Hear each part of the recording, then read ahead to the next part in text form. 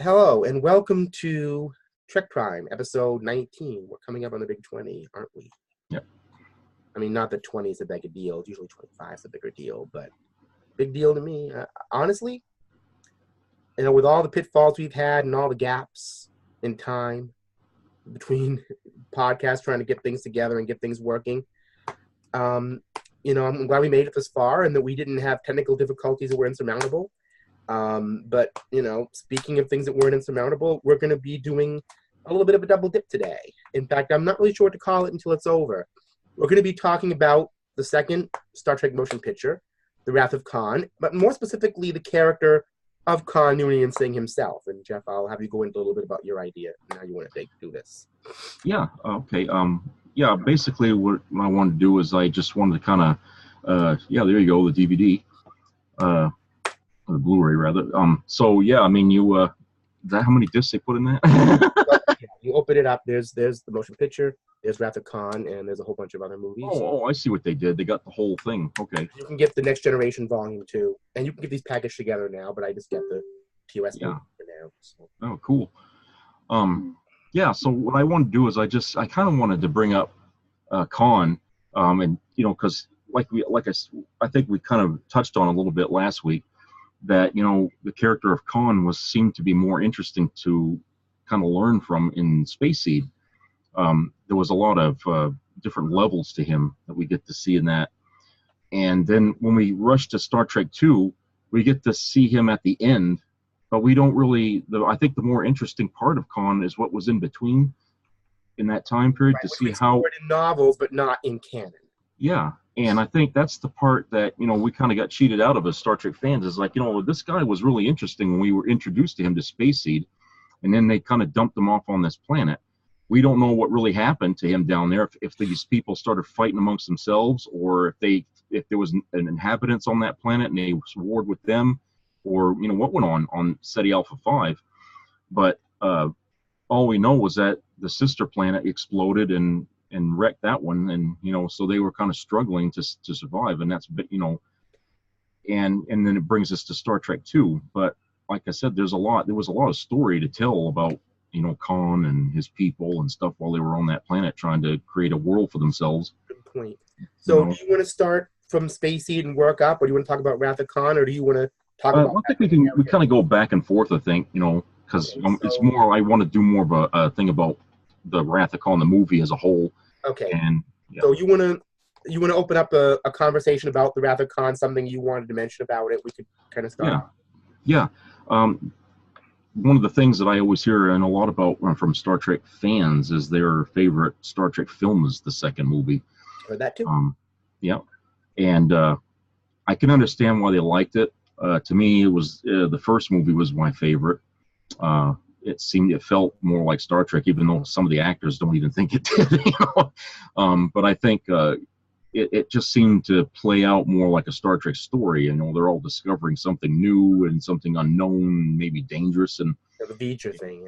Yeah, and it was kind of a little scary, a little bit, because you didn't know if Earth was going to get damaged or something, or what was going to happen. Yeah. I mean, but in Star Trek II, it felt more like a 1980s B movie, sci-fi B movie. Like it's just like good versus evil kind of thing, and there wasn't a whole lot there underneath to learn from. No big thing like like in the first movie where they were talking about God or what we thought God would be or something. Or even in the extension of it in 3, where you have this life-death scenario. We don't really get that until the end of the movie, where you start seeing some complexity. Yeah. I guess with Star Trek II, the one thing I notice about it is that it's a lot of it centers around insecurity. Yeah. Because, Kirk is aging and everything like that. And you mentioned this a lot before, too. That was a movie that Nicholas Meyer directed. And if I understand, he wanted to actually call that movie The Undiscovered Country, didn't he? Yeah, originally, yeah. I don't know. He did eventually do one called Undiscovered Country, which is another whole movie, but yeah. The last TOS movie they did was totally TOS. But with Star Trek II, you mentioned ones which I didn't notice until I actually started rewatching them, but there was a very significant change to the flavor of both the uniforms they wore and the look of the Enterprise itself from the motion picture to Star Trek II. Yeah.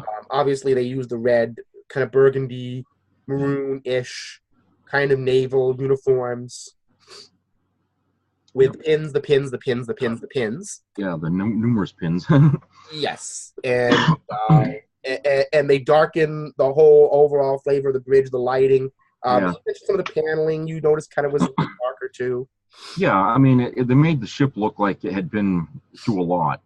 You know, like it was kind of beaten a little bit. You know, it was, you could see, scratches, and there was like, you could see like modern day things like a fire extinguisher here or something like that, and they had like signs in places, and and I remember the corridors were kind of darker, had a darker feel, and then when they made it darker, it felt more claustrophobic at the same time. Well, would you? And so like when the bridge, I mean, the minute we see the bridge for the first time in that movie, it's very dark. Are you talking about the scene at the beginning where they're doing the Kobayashi Maru? Or you're talking about? No, I meant at the beginning when they're in the space dock and they're leaving. Right. I mean, that's a generic bridge at the beginning, I'm guessing. Yeah, and you see Savick taking the chair, and everything is all in shadow behind him and everything, and it's like, it's just. I wanted to ask you a question. Was the rationale, do you think, behind that in the motion picture, the Enterprise refit wasn't complete, and that they hadn't really finished it yet, and when they went back after the events of the motion picture, they finished the refit, and that's what Star Trek II was, the finished refit? Well, if you look at the blueprints to the bridge in the motion picture, the one in Star Trek II, they moved the science station from behind the captain's chair all the way to the other side of the door there that's on his far right. And that rear section that used to be the science station has just got these little monitors, and that's about it, So I don't know, how long do you think a space in terms of the Star Trek timeline between motion picture and Star Trek II would be? How many years would you say between them? I don't know what the book says. There's a book that says how many years. Well, 3 in real life, but I'm just saying that. Yeah, as far as the timeline, Star Trek timeline, I'm guessing it was, way over 5 years after Star Trek. So I don't know if there's a mission with that motion picture era ship. Because they were using the Enterprise as a cadet cruiser when they got it back. They were just taking it out to teach people how to operate on a starship, basically. And Spock was the teacher, the captain of the ship. So that's so it wasn't really space worthy. It was kind of just a trainee ship. Yeah. That was the whole point of Star Trek II. Everything was kind of coming to its end in Star Trek II. Was even the Enterprise was seeing its final days. And maybe that's why they made the ship look dingy. They wanted to make it look like it had some age. And although I remember years ago, back in the Thassa days, I used to hear stories that there was actually like 11 years between the motion picture and Star Trek. It might have been. I mean, I have the chronology in a book behind me, but I don't. But I always figured in Star Trek II, the Enterprise seemed kind of old. Yeah, I mean, well, we fans know it was 40 years old, even though they said 20 years in Star Trek. They refitted it. Yeah. But it still has that same space frame. Yeah, it does, yeah. That space frame is kind of, wearing it a little bit. Yeah.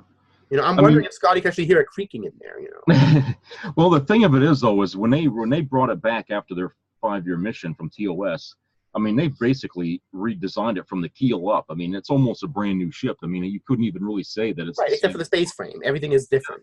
Yeah, the whole thing is pretty well... So you could say that at that point, the TOS Enterprise was gone and the movie Enterprise began. So that movie Enterprise would probably like 15 years old or something like that. And so maybe that's how you can justify the Admiral in Star Trek 3 saying the ship's 20 years old.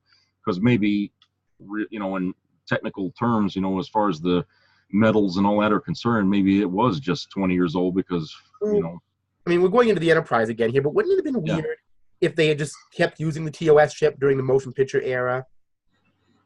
And if this old ship was clunking along and just not really... Well, there were a lot of ships, I think, at that time that still looked the TOS era kind of feel to it, and the Enterprise was one of the first ships to actually have that look to it, So anyway, we're getting to Enterprise here. We're supposed to be talking about Khan. Yeah. So Khan comes into this. Yeah. And basically we get a little bit of Khan the last years. And I wanted to ask this question that kind of goes back to Space Seed a little bit. Yeah. He introduces Chekhov and Captain Terrell to the Seti Eel, which is basically a parasite. Yeah. And explains how it works, but then explains how it killed 20 of his people, including his beloved wife. Now, if you understand Spacey, I always automatically assumed that his beloved wife was the former Lieutenant Marla MacGyver's. You think that's probably a logical assumption, or you think that's a little off base? I think it's pretty well, thought that that's probably who he was referring to, yeah. And I wanted to mention this dark subtext about Khan, but then again, Khan is a villain, so dark subtext. Yeah. I was watching Spacey again today, and, because obviously MacGyver is a vulnerable character. She's a historian. She has an infatuation with Khan. But in the end, her infatuation leads her into a very physically abusive relationship. Yeah. I mean, very physically abusive. I mean, he's hitting her. He's telling her what she wants to do. She is on the floor crying, and it's really very ugly. But, of course, he's a villain, so you don't want to make your villain, And here's the thing about that character. Like you said, I mean, we see her obsession with Khan or any figure from that. Right, these powerful. Yeah. Your Earthman. And we find that she's really weak in confronting him. And at the end of that episode, you see her turn against Khan by going behind his back to free Kirk. To me, that seemed a bit like a little bit of a reach. Like maybe, because if she couldn't stand up to Khan before and do the right thing, how could she all of a sudden now do it? I don't know. Well, obviously, if you saw the way she behaved in the Botany Bay, even Kirk was like, this woman has lapses in character. Yeah. She gets into post-transitory infatuations. Yeah. The kind of woman who get, and like I said, you could almost say Marla MacGyver is the poster child for any woman. We're in the Me Too era now, who gets involved with the wrong people, and she gets involved with absolutely the wrong guy. Yeah. Absolutely the wrong guy who she knows will try to hurt her and dominate her. Yeah. She knew he was bad. And like I said, and I mean, but then again, and it's weird, and this is so unempathetic of me. I'm looking at it. She's sitting there crying, and it's like she almost wanted this. It's a weird thing. Yeah. And you realize how sick that whole thing was. Yeah. But, that's why I find Khan so interesting, because in Spacey, you had that complexity where he wanted an ally in her, but he wanted to also intimidate her, yet he admired her being strong. Yeah, I think he admired her beauty more than that, but it's just, I think, Khan was a master manipulator, and he knew you saw that complexity was in his character in Spacey a lot. Yeah, I mean, he knew who the weak link was on the ship, and it was her, and through her, he was able to take over the Enterprise, and so, you saw a person who had a plan from the get-go on how he was going to, like a step-by-step plan on what he was going to do to get himself and his people back in the game of trying to dominate everything, And this wasn't a guy that was driven by an obsession like it was in Star Trek Right, 2. exactly. Because the Khan in Spacey was after a world win, as he called it. Yeah. He quoted Milton, "I would rather rule in hell than serve in heaven." Yeah. And that's why he went to Steady Alpha, I believe it was 5. Yeah. In the first place.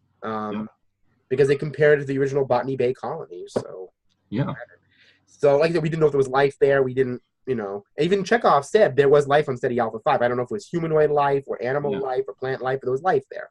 Yeah. I'm assuming probably like a desert island type of place. Maybe. Yeah, I imagine it probably looks something like maybe like Australia's areas where it's not populated, like a desert island type of thing. Yeah. Kind of that environment. Hostile, but tameable. Hostile for regular people, but maybe not for genetically engineered folk. It's like so we thought. Yeah. So we get to Star Trek 2, and where Khan and Ricardo Montalban said this, that Khan had a great control over himself. Yeah. And I can't put my head up on high enough to do Ricardo, but so good at that. I don't know what that is, but he was so good at being the guy, I guess that's the word for it, the man in charge of himself. But he quoted himself as saying that when he did Star Trek 2, I had to get away from that character that was many years ago and had great control to a man who had built up a passion for vengeance, as he put it, over a woman that he loved passionately. Yeah. I'm saying it the way he did. Yeah.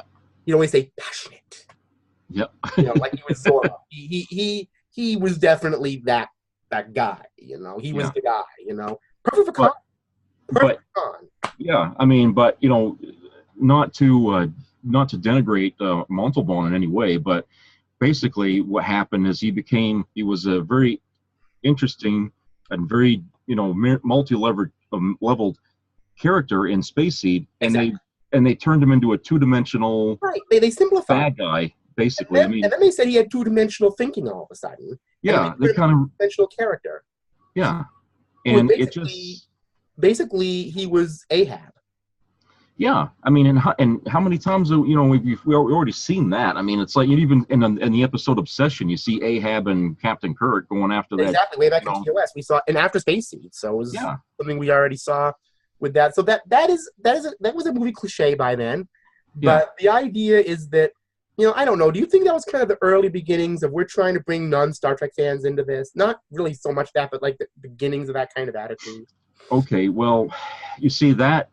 The first movie, the motion picture, kind of left people with a little bad taste in their mouth, and they weren't too happy with it. It made a lot of money, but I don't think the critical reception was all that great. The toys didn't do all that fantastic based on it. So, and I think what was going on is that even though all the Star Trek fans showed up and watched it, they got the sense that even they weren't really that pleased with it. So they felt like, well, maybe if we go in the way of Star Wars a little bit, maybe the fans will like that better. And I don't think it was a grab to try to get a new audience. I think they were trying to tailor it a little more for the fans. And it worked. I mean, because like I said, a lot of Star Trek fans today will die to say up and down. And that's a good point you made, because, when I first watched The Empire Strikes Back, which most people, again, they think of that as the best Star Wars movie. And honestly, I'm going to put Star Wars aside in a minute, people. I know a lot of you have a problem with Star Wars and Star Trek. I don't. I'm just saying that was there. Yeah. Star Wars was a thing, and it's a huge thing. It's there. We'll put that aside in a minute, but I'm not talking to you, Jeff. I'm talking to you. I know, you can't mix the two of them, but I agree with the Jerry Ryan thing. Come on. You get a thing, I've got a thing. Anyway. So with Empire Strikes Back, when I saw that, I said, boy, this is a lot like Wrath of Khan. So it makes sense because, obviously there's this, with Wrath of Khan, the whole idea was that you never saw Khan and Kirk in the same room. I know there was scheduling between Shatner and Montalban. I believe Montalban was doing Fantasy Island during that time, and that's right. That probably had something to do with it. And I don't know if T.J. Hooker was around then, but it was, they were both other or scheduling issues. So it kind of gave the sense that it was more like that space western thing that Roddenberry proposed, where, Khan is more like this person they're afraid of. But you only see him as a distant figure on the view screen. Yeah. But, Kirk and him never duke it out physically.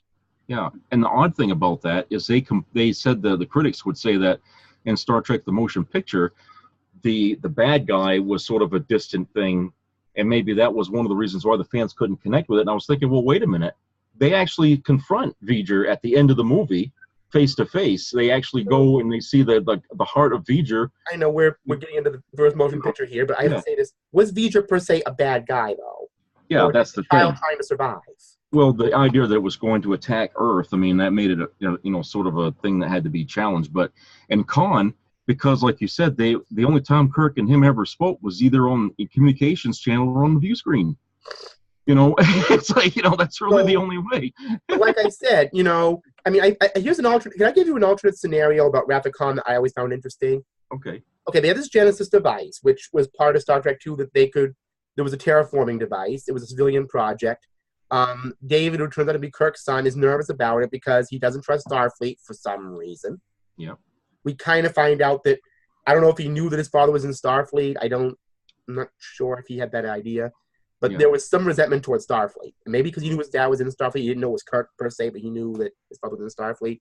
Yeah. But he didn't want the military, Starfleet, to get a hold of this technology because he thought it could be perverted into a weapon, which it was under Khan. Yeah. Because I'm not sure if Khan was stealing Genesis just to attract Kirk's attention or to use it to destroy him. It would have been more interesting to me if Khan had taken Genesis because he wanted to use this device to terraform planets and kind of spread these augments that he was involved with. I guess they're called augments according to Enterprise. around the universe and kind of create a whole solar system of augments. Kind of give Khan more of a rationale rather than I'm just going out there to kill Kirk because he killed my wife somehow. You know, I mean, it all seems a little too simplistic in a lot of ways. Like you said, they didn't give Khan, because the Khan you saw in Space Seed, you know, he had manipulation. He would, you know, he had multifaceted threats to the crew. He wasn't sitting there like, I'm just going to fire phasers indiscriminately and just blow things up. Yeah. You know, and I think we're in Wrath of Khan's like, I'm just going to blow things up now because I want to kill Kirk. I don't like him. He did bad by me. So I'm just going to go chase after him and fire phasers at his ship and blow things up. Yeah. And then in the end of Star Trek 2, you really can't kill Khan. He doesn't seem to die. Yeah. Until the ship blows up. Yeah. I mean, you almost think he's going to come out of the Genesis planet like, I'm still alive. Yeah. I mean, honestly, you can't, it's like a cockroach. You can't kill the guy. I mean, we talked about this before. The battle on the ship is, everybody's blowing up. The ship is flying apart. You've got wires flying, beams, rocks, all everything. all over creation. And Khan's blowing up 1,000 times. He's sitting, his face is all messed up. He's still sitting there like, I'm still alive. You can't kill me. Yeah. You know, it's like this guy is so genetically perfect. These things just aren't affecting him that much. Yeah. I mean, he's scarred. He's pitted, probably blinded, but he's still. So basically, he's just this character that just can't go away. Yeah. You can't get rid of him until you blow up the ship. Yeah. Where in the original Space Seed, and I think we already mentioned this, Kirk seems to injure him very badly with a flimsy little thing. Yeah. I don't. Maybe it wasn't intended to be flimsy, but Kirk just picks it up and. Yeah. It isn't. It looks like a plastic Nerf thing, and he's like, "Oh, you know," it's like, yeah. So, my goodness, Khan's vulnerability level seems to change. Yeah. So So in Space Seed, he's more verbally intimidating, but physically not so much. Where in Wrath of Khan, would you say in Wrath of Khan he tends to spout more catchphrases? Yeah, he's always quoting Moby Dick all the time in that movie, so it's like, yeah, revenge is a dish best served cold. Yeah, you know, or he just right. I mean, he's got catchphrases, but some of them are kind of borrowed. I mean, he delivers a line. Everybody remembers his lines because the way Ricardo delivered them, it's classic. It's like he loves to hear the sound of his voice, you know, when he speaks. Yeah, so he's kind of Gul Dukat and he's General Chang, too. Yeah, a little bit like that. Yeah. Because Dukat was the guy who loved to hear himself talk. And Chang was always quoting the original Klingon, Shakespeare. Yeah. Whatever that and means. So, I mean, with his accent and everything, the way he spoke, I mean, it made the lines that he said, any line in the movie was memorable. And I can't find a Star Trek fan who can't sit and quote every single line from start to finish. Star Trek 2, you know, they know every friggin' line in the movie. So it's, you know, it's interesting that, you know, he, even with the two-dimensional character, Ricardo still pulled off a pretty decent acting job with what he was handed, you know, for a character to play. And even though he had to kind of reduce Khan to this sort of a two-dimensional, obsessed-filled man that just seems like you said, a cliche with just about every movie you see in Hollywood that's got that. He made a memorable impact in the movies era of Star Trek. So basically, there's pre Ceti Alpha 5 Khan and there's post Ceti Alpha 5 Khan. Yeah. Now, is there anything else about Star Trek 2 you wanted to get into? Because I have an idea that I wanted to go with, but specifically. One of the other things is the music, the soundtrack.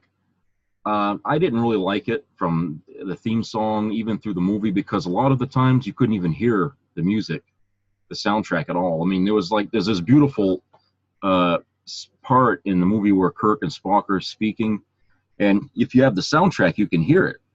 It's played out really nice.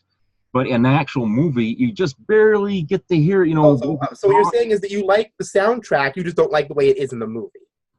Well, yeah, I mean, I don't like the theme song to Star Trek 2. I never did. I mean, it just seems the score you think is really nice. You just wish you could hear it more. Yeah, they bring the sound level up a little bit more, especially when the fight scene, when they first hit the Enterprise, you know, when they first encounter Khan and the Reliant.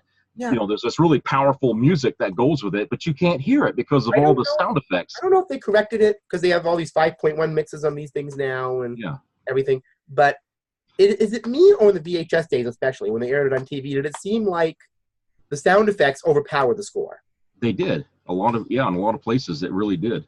You had people screaming and you hear explosions, and it's just you don't really get to hear much of the score. So I think on that level they didn't really get any recognition when it came to the awards time, for their score. And I don't know if they actually got anything for the musical scoring. But well, I mean, I know they're up against John Williams for Star Wars. I know I wouldn't mention it before, but I know these story people like, don't mention Star Wars. Well, they ran parallel. They ran parallel to each other through that. In the movies, yeah. I mean, kind of pairing up with the first one, and then Empire Strikes Back came, and then Wrath of Khan came after that. Yeah. And then you had Return of the Jedi, then Search for Spock, and they were kind of up at it. So I think, didn't John Williams win scores a couple years where Star Trek didn't?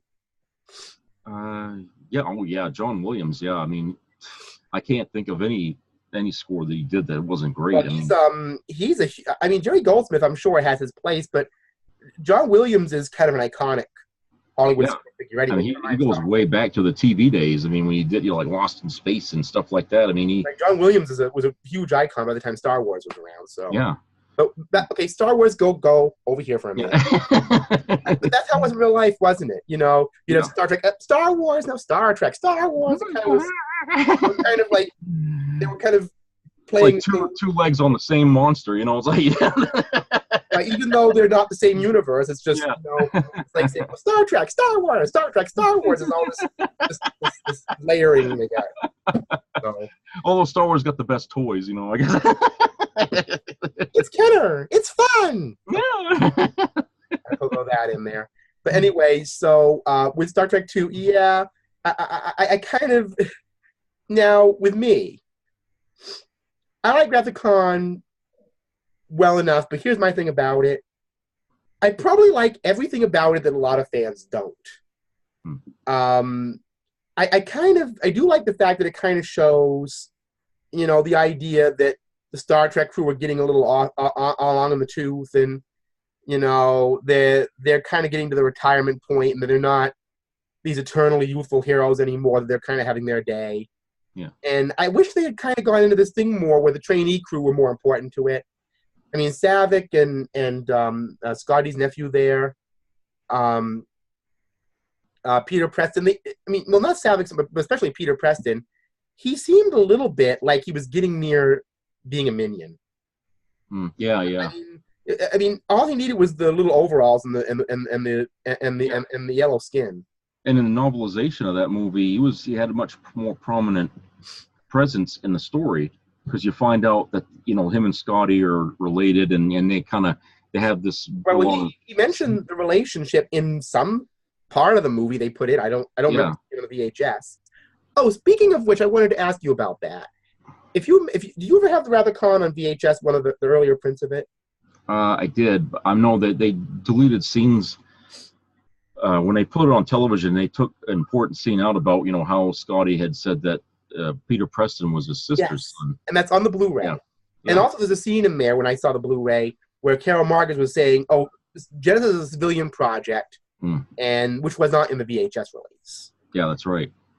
So I'm wondering, was all that stuff in the theatrical movie, though? I think that was the theatrical version of that. I wonder why they changed it for VHS like that. Oh, well, I don't know. I mean, it's just, I remember watching Star Trek 2, and it always seemed like there was always these extra scenes, like, oh, I don't remember that, and I don't remember seeing that, and they used to do that a lot back in the 80s when they would put a movie on television, like with Superman, the movie and stuff. They'd either put new things in, or they'd take a bunch of stuff out. And so, I know people that would walk around with like 3 versions of the same movie because they had scenes in each one that, they're not all together in one. So they would record it. So you would see like different versions of it, But I just noticed when I had the Wrath of Khan VHS, I knew that movie very intimately because, like any Star Trek fan, back in those days, and this is not a judgment call. I wasn't online watching YouTube videos, so I was just repetitively watching whatever Star Trek movie I could when I wasn't doing other things. Yeah.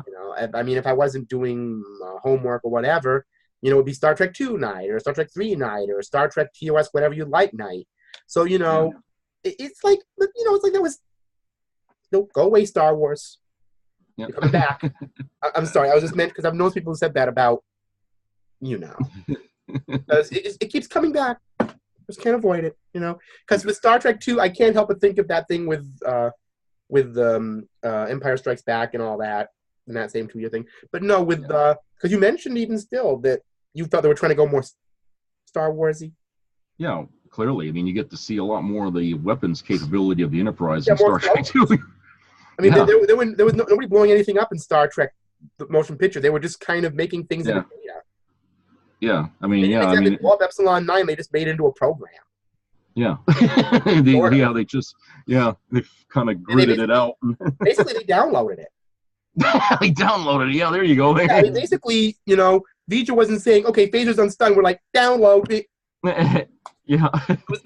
They were downloading all these things into data, you know? Yeah. Actually, that wouldn't be an ineffective weapon if you were an advanced species, I guess. Yeah. I'm just going to make them into data. So they're not that data, but real data. Yeah. Like, I'm going to make it into data so I can reprogram it to be less of a threat and whatever, you know? But I mean... Put in as memory or something. Let me put that aside, actually. I kind of like that idea. Anyway. But no, the thing with... the thing with Star Trek 2, and this is another thing about Khan that I wanted to mention about that movie, and we already kind of touched on it a little bit, is that in the original show, he interacted with pretty much everybody in the crew. They had a meeting when they were trying to bring Khan into the Century. He interacted with Bones. Yeah. Actually threatened to kill him, of course. Because when he meets him. In this movie, he is supremely fixated on Kirk. Yeah. I mean, I get the idea that it's like, you know, I mean, he meets up with Chekhov, who he never forgets the face of. And I wanted to mention that. The one character he really is going, other than Kirk, we kind of know he didn't meet. Yeah. Okay. Was there ever any kind of semi-official explanation for why or how that could have happened? How Khan could have met Chekhov and never forgotten his face?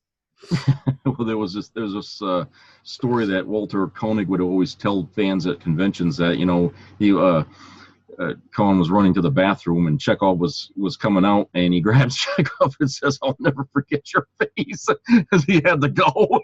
Wouldn't we love to see that scene redone? Yeah, right. They could just kind of squeeze that in there somewhere in that episode.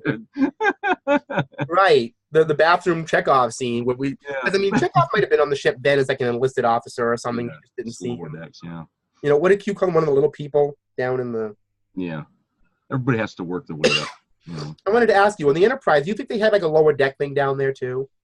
Yeah, I mean, you know, like I said, they had ranks, all ranks basically, you know, from just crewmen all the way up to your officer ranks. I mean, we don't. It seems like the stories always revolve around the officers, the main, you know, the command staff, but we never really talk about the people in the lower levels. You know? In the Next Generation, we saw the Lower Decks episode, and in Voyager, we had Good Shepherd, where we had these characters who were in the crappy parts of the ship we didn't normally see, and you know, then quarters were like about that big and stuff like that. You know, like you know. The one that Scotty didn't get put into on Net Relics. The thing about Star Trek 2, though, was you get to see a lot more cadets. Right, that's one thing about Star Trek 2, too. You do see, as it is a cadet run, so... Yeah. So, yeah, I mean, a lot of the movie kind of focused a little bit on the separation of age. You got the young starting out for the first time and the old stepping out of the things. That was something that I thought was kind of interesting about it, because it was showing Kirk and them kind of aging out. Yeah. It's like, this is the first Next Generation, you know? Yeah. Like, what if at the ending of Star Trek 2, they just had... Because Bones... Why don't they just put an experienced young crew back on the ship anyway? I think originally they intended Star Trek 2 to be the last Star Trek movie made. I mean, they didn't... Yeah. And, of course, Leonard Nimoy, they had to really twist his arm to get him to come back to do that movie. And when they saw that, you know, the movie was going to do well, they had to put a scene in the movie, like some way to bring him back in there if the movie was going to, you know, demand a next sequel to it, you know, which it did. That's why they had that little coffin on Genesis thing.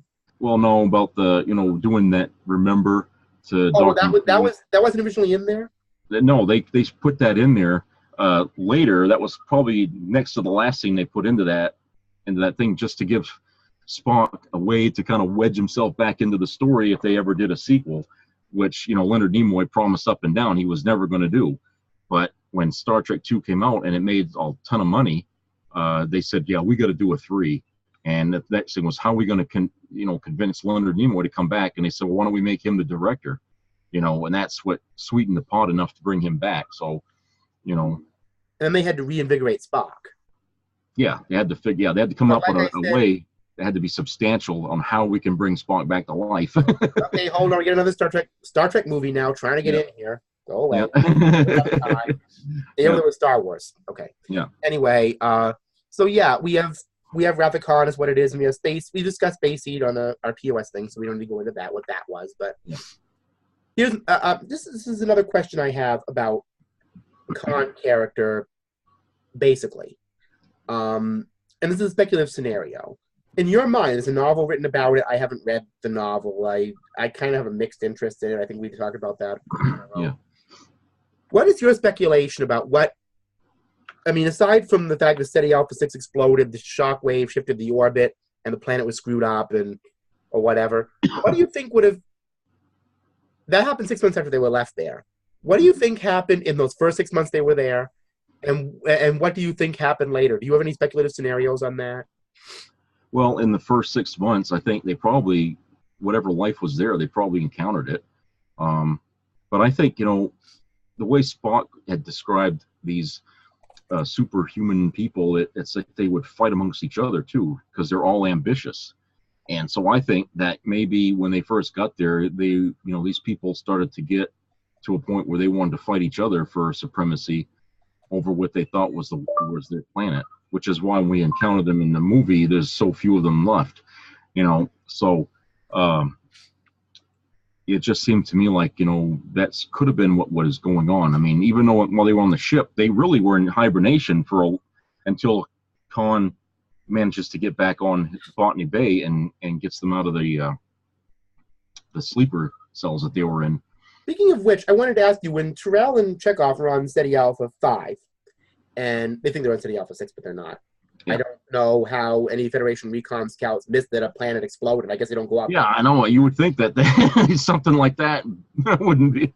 Well, I don't know. But Kirk did act in TOS and Spacey like SETI Alpha was kind of far from where Federation space usually was. Yeah, but the thing of it is on Enterprise, they show people, you know, remember when they had that timeline thing where Archer had this thing where he'd lose his memory and you know, after so many hours or something like that. Yeah. And, you know, and they ended up, the Earth was destroyed and they ended up on SETI Alpha 5 at the end, you know, and I'm thinking, well, they knew it was there then. So, how far away could it have been? I mean, if you know, in Enterprise terms, the galaxy is probably like a solar system size. Everything is super. Yeah, I know. I mean, they're it takes like a week to go to Risa. Warp 5.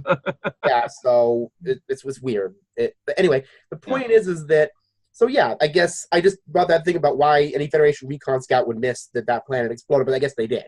Yeah. I mean, I would think that if it had 6 months after they were left there, that would have happened during season 3 of TLS. Yeah. So, you know, that's coming back now. Go away, season 3. We've done with you. Yeah, or more like season 2, I think. You think? Yeah, maybe you're right, because season 2 was season 1. I always think of Space Heat as season 2. It's weird, isn't it? Yeah. Because it feels more season 2-ish. Yeah, it does. Yeah. You know, because the Space Heat didn't have that kind of Vaseline camera thing season 1 I tend to associate that with. That's right. You know, you didn't see all that soft focus on Khan so much. He was kind of it was all kind of brittle, you know. Yeah. Yeah. Well, you did see it a little on Marla. Yeah. Because he was used that with the ladies, but they didn't, you know. That was the beginning of them not using the soft focus and the dark lights on every single thing in Star Trek. Yeah. Which they didn't. About the dark lights and stuff like that. I mean, it was like, you know, in Star Trek 2, they went right back to that kind of, in a way, I mean, with the... right, except it didn't have the intimacy. It was more like a military dark. Yeah, and I just didn't like the way they redressed everything. And because when they did that, when they darkened the sets and they darkened the lights, they had to change the uniforms because the motion picture uniforms would not fit in that kind of a look in that it wouldn't look aesthetically pleasing to the audience to see them wearing these pastel colors against this deep, black, dark, kind of moody looking background. So they had to go all the way and change everything. And that's why to this day I never really liked the uniforms they used in Star Trek II, because it seemed like too militarized, too it actually looked retro a little bit in a way, because it reminded me of some of the older British uniforms that they used to use way back, in the Civil War or something, in the United States. It was like, it kind of harkened back to those days, and it made the whole atmosphere of the Enterprise and everything seem more combative, more militaristic. And it's like, it didn't feel like the Enterprise. It felt like we was on a battleship or something like that, and it just felt like that. Knowing Nicholas Meyer, who he is now, and that he's into nautical naval history and the pageantry. Yeah. Aside from the self-victimizing element, he kind of has this mild Marlon MacGyver syndrome, doesn't he? Yeah. This kind of fascination with, this old, kind of naval tradition thing. Yeah. In the motion picture, they were going for a more futuristic look, and then in Star Trek II, as you said, they were kind of going a step back with all these almost Napoleonic-looking things, with all these big flourishes and these things that went over the shoulder and the pins. Yeah. And the funny thing about the movie is you can tell when they were using stock footage from the first movie and when they were using new stuff, because the stock footage of the Enterprise made the ship look classy and it looked clean, and it was, it reflected light. But when they'd show the newer shots of the Enterprise, the ship looked dingy, it looked rusted, it looked and I'm like, well, what the hell happened, between the time they left space dock to the time maybe the little janitors in spacesuits from the Gold comics were coming out there keeping off the ship with the space. Yeah, it was I thought it was a kind of a misstep, on Nicholas Meyer to kind of borrow from Star Trek the Motion Picture to do that. I would have done fresh new episodes of the dingy Enterprise, just be dingy, Yeah, I mean they make it all clean, whatever. Yeah. I mean, that dry dock scene just did not fit in Star Trek II, because it like I said, the ship looked in its best condition at that point. But when we see it actually out being used in the rest of the movie, it just looked. It occurred to me that was a reuse for years until they did that giant wide angle scene. That I know that's from the motion picture. Yeah. Because that was like the first 20 minutes of the film was just those beauty passes of the Enterprise. Yeah. Or Kirk's just looking at it like, you see big, long shots of the ship and everything. So it's like, oh, looky what we've done here. We made this new ship. And then in the new one, they're like, let's just hurry this up and get to where the ship is all dingy and being blown up, and let's throw wires at Khan and put wires. Speaking of which, we have rivets popping out of the hole. let's just make the ship nice and then blow it up, Yeah. Remember we talked about how Khan, for some reason, had wires all over him? And, I didn't notice that in the second movie. Yeah, I mean, for God's sake, I mean, when they first encounter him, I mean, he gets buried under a ton of friggin' cables and extension cords. And I'm like, what the hell? I mean, how much shit do they pack into the ceiling on these damn ships anyway? I mean, you look at the blueprints, and there really isn't much there. You got this dome, a sensor dome and all that, but where does all this other crap come from that falls on people? So maybe there's a little compartment up in the top of that bridge dome where it's like, okay, we're not going to put any freaking airbags up there, but if something happens to the ship, we'll just put all kinds of wires and junk up there to fall on some airbags. I mean, can you imagine if a big giant bubble came down like, whoop? Yeah. Instead of this garbage comes down, like wires and stuff. Yeah, I mean... Okay, here we go again. You think there'd be circuits up there? Circuits, yeah. So what if they didn't squeeze some circuit boards in there somewhere, You could put in the Wrath of Khan, having somebody say, Khan, watch out for the detector circuit. It's going to come down. And they got these great big beams that seem to have no logical place somewhere on the ship. But now where would this actually go? Yep, hello, Galaxy Quest syndrome. Yeah. Yeah, I do have to mention that because they had that thing in the engineering, and Sigourney Weaver's like, I don't get why that was on the show anyway. Yeah. It had no point. Why do these things have to be doing that? Yeah, I mean, they take the effort to make these weird things that are supposed to be debris, and after you see it, you're like, well, where does this actually go? I mean, it doesn't really... On the bridge, I remember there was one scene where they were all moving around, and you could see everything on the bridge was kind of rounded. Yeah. You know, all the bulkheads were kind of shaped in a rounded way, and That's this right. giant straight square thing falls from the ceiling on it. It looked like a door, like and It's a someone square picks it up and thing. heaves And it. it's like, where did that come from? Because the bridge isn't shaped like that. It's got rounder elements. Where did the square thing from the turbo lift kind of fall over or something? Yeah, I mean, I understand they try to make it look dramatic and all that, but the thing of it is people are going to think when they see this stuff, and it does it, and it looks awkward. It's weird. It's almost like they don't want to destroy the set, yet they want to destroy it. Yeah, I mean, because that basically was the Enterprise set, just redressed to look like the Reliant. Right, because I never could refuse it was the same basic bridge. It is, yeah. Now, was the Grissom an Enterprise redress too? The Grissom, it might have been. It might have been a redress. It's come later, but we're mentioning you. Anyway. Yeah. But yeah, I mean, they just put some extra walls in the Reliant bridge, to kind of make it look a little bit different from the Enterprise. Yeah, these weird square door things were falling on people. So yeah. And the thing of it is, they said that those the panels, when those things would light up and stuff, they used to be really noisy when they'd work. So when they had to do the special effects, they had to cut this background noise of all these lights and stuff that would running on the sets. Because back in the 80s, anything like that, had it probably rumbled like the transporter room in the cage or something like that, when it was running. So they had a problem trying to drown that sound out, and so they could put the other sounds in that they wanted. So it was a problem, I think, in those early movies to try to get that right, So. Well, yeah, they were dealing with. 1982. There were probably new technologies by that point, but I would say there was still some kind of 70s technology kind of still hanging around. And yeah. They were probably just kind of getting used to some new ones. And 82, I'd say CGI wasn't even a thing yet. Yeah, they're still building models. There was a video I saw that I was going to show you. Somebody did it on YouTube. I think it probably is from 86. It was from around Star Trek 4. Because they did that, okay, Star Trek 4, you can go over here. I'm just mentioning. These movies keep coming in. But yeah. I guess Star Trek is a continuum to me. Yeah. It's everything kind of connects. I've even heard of Star Trek 2, 3, and 4 all talked about as related movies. Yeah, that's kind of a trilogy in itself, yeah. Like this little mini trilogy within Star Trek. Yeah. The motion picture is kind of its own thing.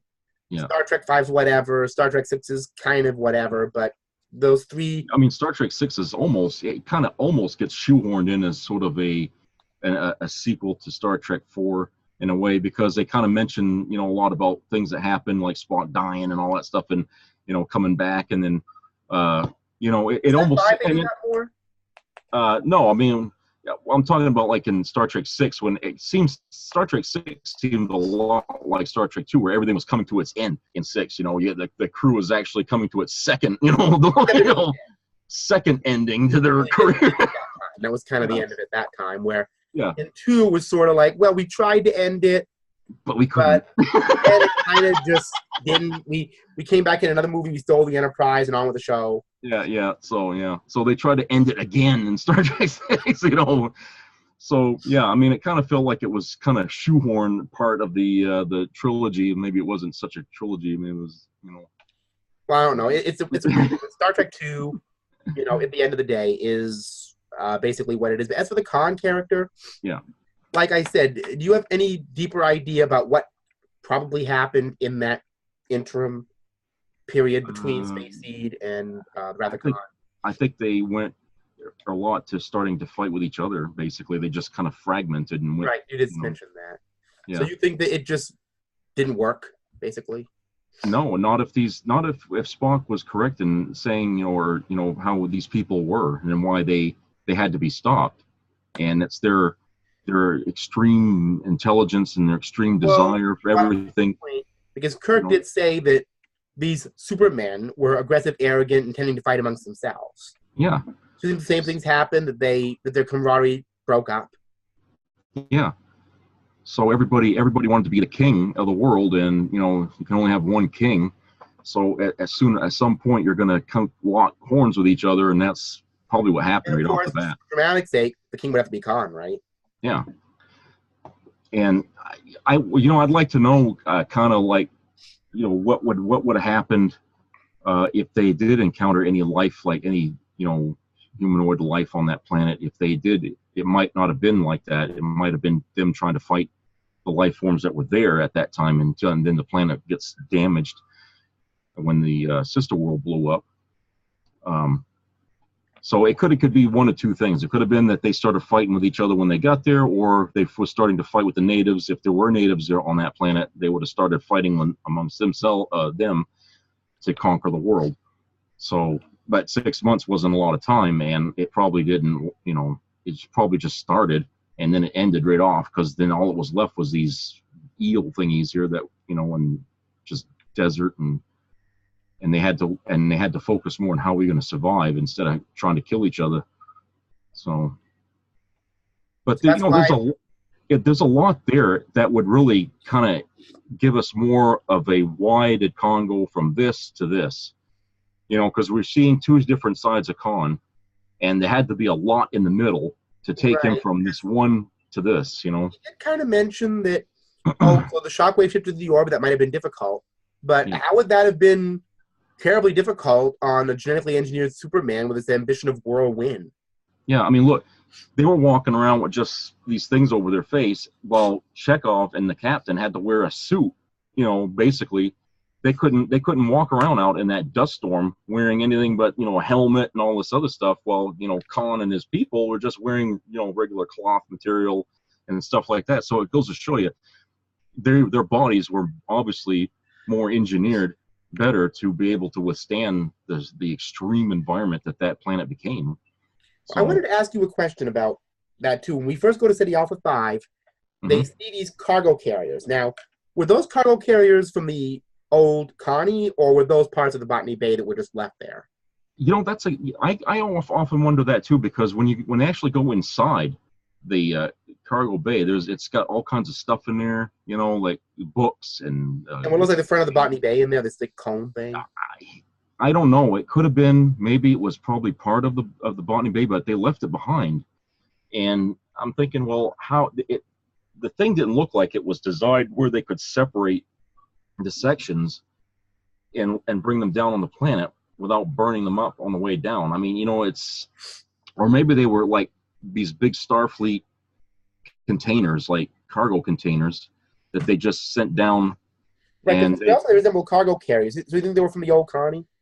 It might have been. I think it was more likely that it was that, instead of them going back to retrieve the Botany Bay and try to do something with that, because the ship was so old that it probably wouldn't have been able to withstand going on to a planet's surface to be used. There were all kinds of things that looked like they were parts of the Botany Bay. They had this weird, it looked like some sort of water tube thing in there, like a big, it looked like some kind of weird pump, some water pump. Yeah. They had a seatbelt from the Botany Bay. Yeah. Is that like, or a thing that went over you, some kind of seatbelt thing? Has it Botany Bay? Yeah, and it had a little name on it. Yeah. So, maybe maybe they went back to get some things from the old ship, but they probably couldn't salvage it. Well, because in the end, there was a thing on the wall, like a big space capsule cone. Do you think that was actually the front of the ship? I don't know what that was. If it was just a piece of equipment they were using, or if it was on the front of the Botany Bay for some reason. I don't know why. No, I think maybe it was just some kind of equipment, or I don't know. There was a lot of things in there that just didn't make much sense, what it would be, or or something like that. Well, I mean, I get the books, obviously. Because, Khan said that was obviously quite an avid reader. Yeah. So it made sense to be books in there. But I don't know what the cone was in that weird contraption over in the corner. Yeah. So you think those cargo containers were just parts of the old Connie? It might have been something like in the cargo bay of the Connie. It might have been something that they had down in there, like maybe giant empty containers, and they just sent one of them down to use as a home for the. Did you see in the J.J. Prize, maybe in the Prime universe? Yeah, it's too bad they didn't try to fill it with more things that we saw on TOS. Like some of the like the computers or something like that. With the old monitors. Figure out how the translator works. Yeah. Just kidding. Because it seemed like everything that was in there was like from the 20th century, and it's like, well, if Kirk actually brought them down, I don't think they'd have had any 20th century stuff to give them. They would have just given them stuff that they had on hand, 23rd century technology, like some of them old monitors that Spock busted up there in the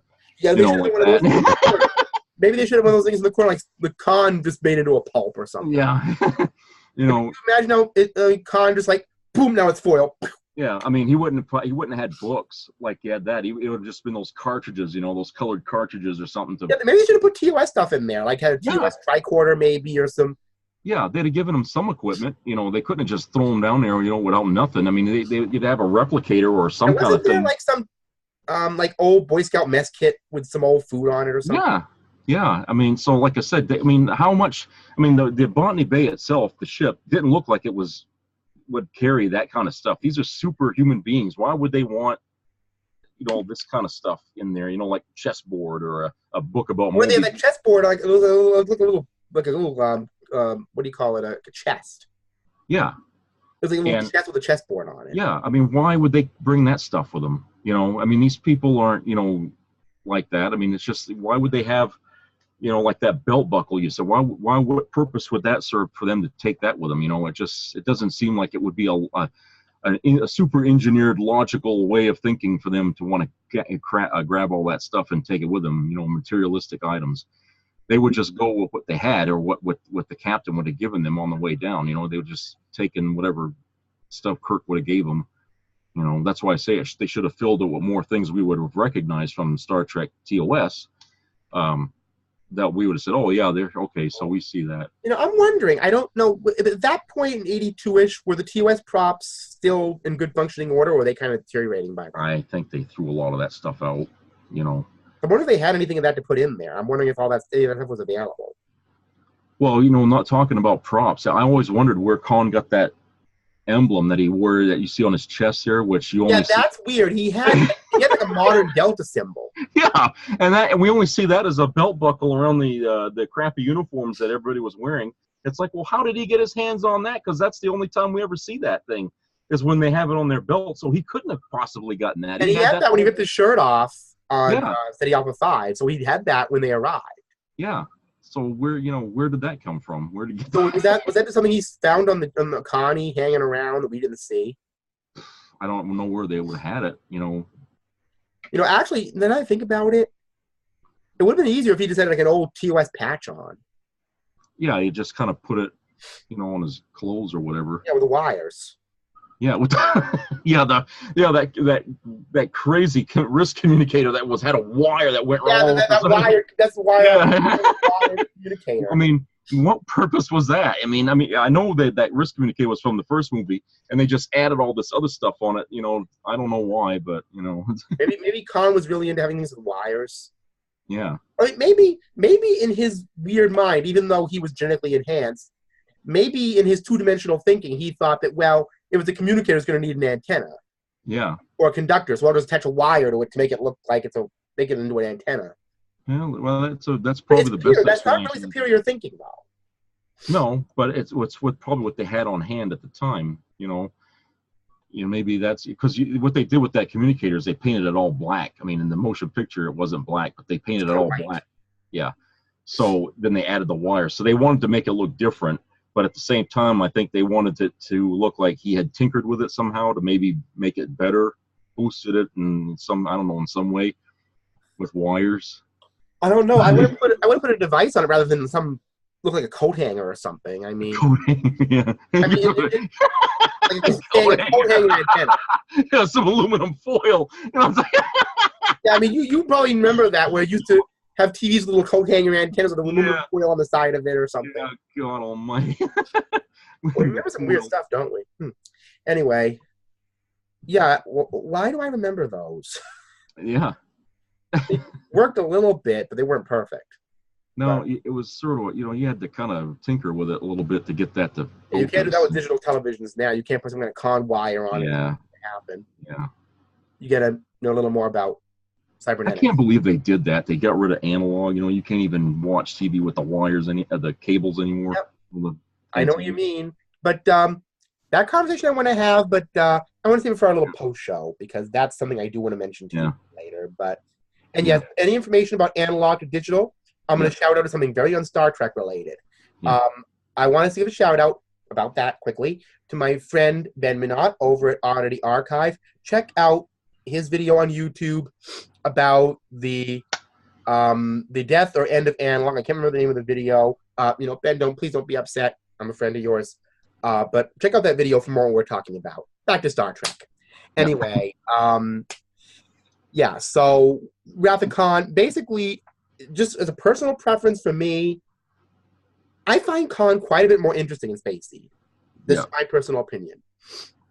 Yeah. And yeah, okay, before we go on, I know that the little spectra of Benedict Cumberbatch is hanging over our heads right now, but he's not going to come down because we're Trek Prime. Yeah. That's another con. We'll just look at that as a whole other thing. Yeah. Okay, that's outside our jurisdiction. But I know that's hanging over our heads, but we're talking about Ricardo Montalban here. Yeah. That's the con we're talking about. I don't mention the books because there's a book about those wilderness years. I haven't read it, so I don't have any frame of reference. Yeah. I if mean, any of you have read it out there, let me know what it said, and about that. I haven't read the book, so I never looked at it. There was this group of books that I can't remember the name of it, where it was talking about Khan in the early years. Right, Khan before the eugenics wars. And it was sounding pretty good until they got to the point where they bring in Gary Seven.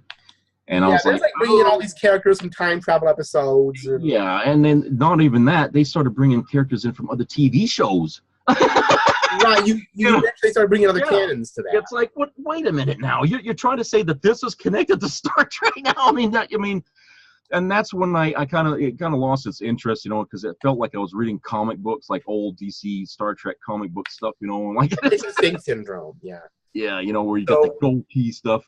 Yeah, and even better, even within Star Trek, the infamous Green Romulans. Yeah, the Green Romulans with the wizard hats. Right.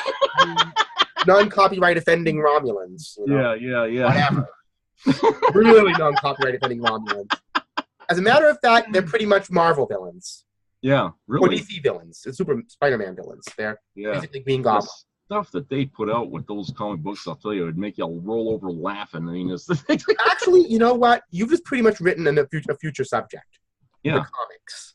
Yeah, the comics. Boy, that could be multi-part right there, because there's all these. But the thing of it is there's no way you can do that without illustrations. You've got to have to show people the pictures of things that we're talking about so they can see. Yeah. Exactly. And by the way, out there, we're getting to that. We're getting to that. This time we're really getting to it. We've tried. But we're like right on it now. Yeah. But we'll get into that. There's so much trying to get into this, but go away. Go over here with Star Wars and all that. Go over here. Anyway. It's like trying to prop up a tent that's got water on the top there and everything's trying to sag down into it. Right, like one of those water boxes or whatever. Yeah. Like you get at those gag fairs or whatever. Yeah. But anyway, I know what you're talking about. I forget the name of them, but okay. You water thing, go over there too. Anyway, boy, this corner's getting pretty hot over here. Yeah. Anyway, all this other stuff coming into this, but about the Khan thing, Space Seed Khan. I wish you kind of saw more of him in Star Trek 2. I agree with you. I really want to see more of that Khan, and kind of like him trying to do complex, multifaceted manipulation. Yeah, I mean, even rather than just being like, "Oh, Kirk is the only guy. The rest of you, I don't care about, but Kirk, I want." Yeah, I mean, even Spock said at the end of Space Seed, it would be interesting to come back in several years to see what crop sprung from the seed we planted today, and it's like that kind of left everybody kind of wondering what happened to him after all those years and stuff. And then it's like he's saying, "Oh, Admiral Kirk never bothered to check on our progress," and it's like, well, you're sitting there all curious, so Kirk is mad about you. Yeah, and the Khan Noonian Singh, he's a historical figure in their time. Yeah. Why wasn't there security checks every few years to make sure there wasn't any trouble? Yeah. Oh, maybe there were. Maybe that's how we got that at Star Trek insignia. Yeah, maybe there was another ship that showed up and they, I don't know, something happened and he didn't make it off the planet. Read that book because it's looking like there's some stuff we just don't know. I haven't, like I said, I know the first book got a little credit, but I wanted, the last book in that series is about those wilderness years on Steady Alpha 5. Yeah. So I'm kind of interested in that as long as they don't crowd it up with characters from other TV series. Yeah. But yeah, I mean, because like I said, the outfits they're wearing, I mean, they don't even look anything like the jumpsuits they had in TOS. I mean, they had more like Star Wars. Big heavy cloth leather or something like that. Yeah, Star Wars. You can sit by my side now because we were talking about you. But they had Star Wars leathery vibe. Like they all look like bounty hunters or something like that, and they all had this kind of thing around their head. They get like bounty hunters. Not you, Boba Fett. Stay over there. You know, But yeah, I mean, in front of the the things franchise, go away. Anyway, yeah, the things they were wearing didn't look anything like, they would have had in the TOS. I mean, they didn't even have any jumpsuits or nothing, just like all handmade stuff. So, in terms of your preference, where do you stand? Which con says more to you? Well, like you said, I really like Khan and Space Seed because he seemed, there was a lot of depth to him in that episode, and it seemed like his control was more psychological instead of just being physical. That he used his charisma, his like you said, his holding up his head, his posturing. Right. Yeah, thing he was doing, and you could read it on him that I'm better than you, and yeah, the superiority complex you just saw oozing out of him. Yeah, and he would use that, and that's how he got a trader on the Enterprise, to do what he wanted. So it's just that. Right. So it wasn't that he went and got a phaser and he started shooting everybody or anything like that. He just kind of manipulated one person to open the door. Yeah, I mean, if that had been like Star Trek 2, he would have gotten one of those where no man has gone before, phaser rifles, 2 in each hand, and just gone around random shooting people. Yeah, like Mambo Picard. Like, No, he didn't turn into. But basically, like you said, in Star Trek 2, he veered into comic book villain territory a little bit. Yeah. Not that overtly. It could have gone that way, but he kind of the catchphrases and everything. So yeah, I guess we both come to that conclusion about Khan. So was there anything else you wanted to mention about Star Trek 2 in general, or Khan, or anything like that? Only that the scene in that movie where Kirk screams Khan, that communicator reminded me a lot of him in a Turnabout Intruder, where he was going, it's Well, everybody remembers that Khan. They always do that. That's like a big But you never see anybody at a convention being like, it's they never do that. Because at least Kirk seems a little earnest in that, although he's being typical Kirk. Yeah. It's blowing up. But it seemed like it was so, it just, I don't know, I could actually hear snickering in the audience when he did that scene. It was like, and then the echo as they move away from the moon. It just seems so, weird. Yeah, I mean, it was overblown, but I guess in a movie, you kind of expect it, but it still wasn't Shatner season 3. I don't even know. No, it wasn't, but it just kind of. Can you imagine if that had been done in season 3, supposed to have done that storyline? Or who's going to be like,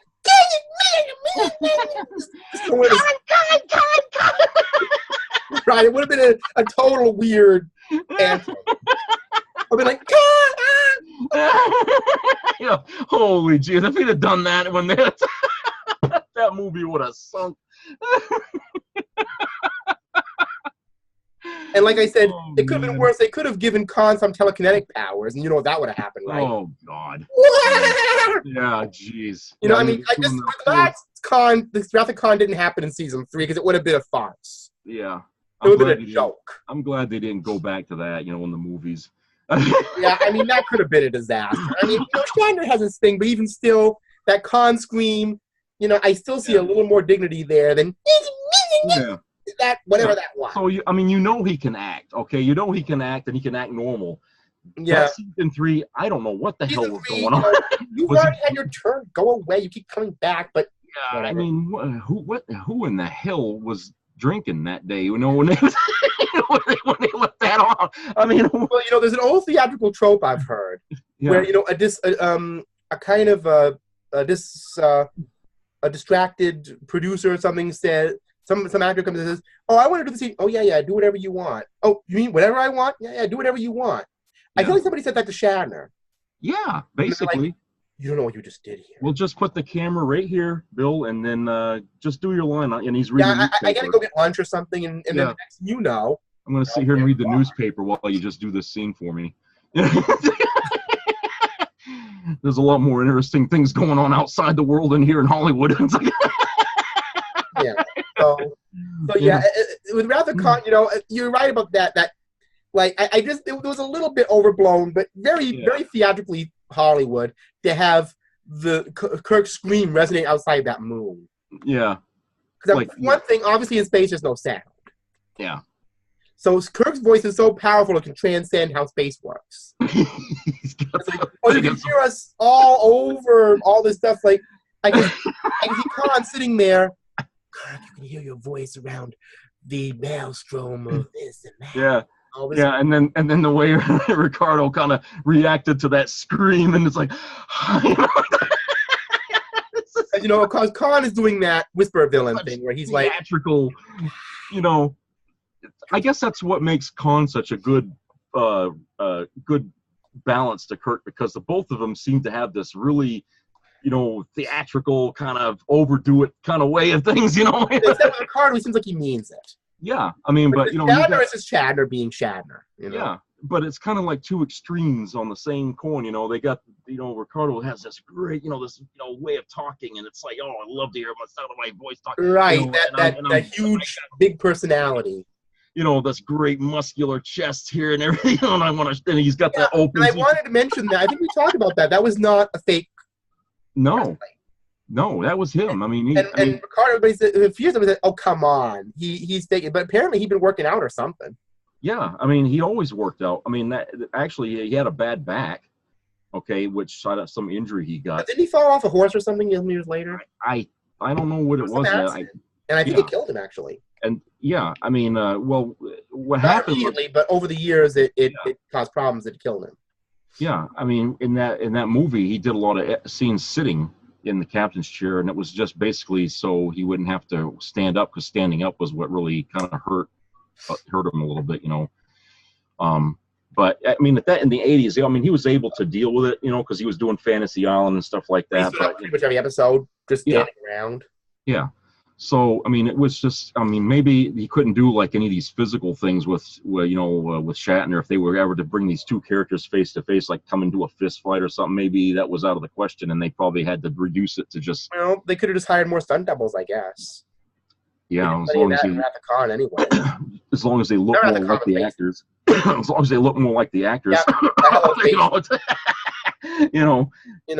like I said, you're not supposed to look that closely at stunt doubles, but anyway. Yeah, I know. I mean, but when you're that close, they focus in on them too close, you know. Yeah, the camera was way too close. I was like, yeah, that obviously is not Ricardo Montalban, so just, you know. Yeah. Obviously not Shatner, so, you know. Yeah. But anyway, so is there anything else you wanted to mention?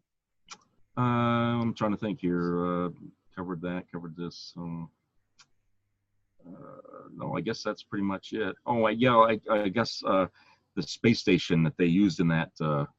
Yes, Regular One, Star Trek's most durable prop. They used it in the motion picture as an office, but it was turned over. Yeah, it was flipped. Now, if I understand that, wasn't that the way it was supposed to look, though?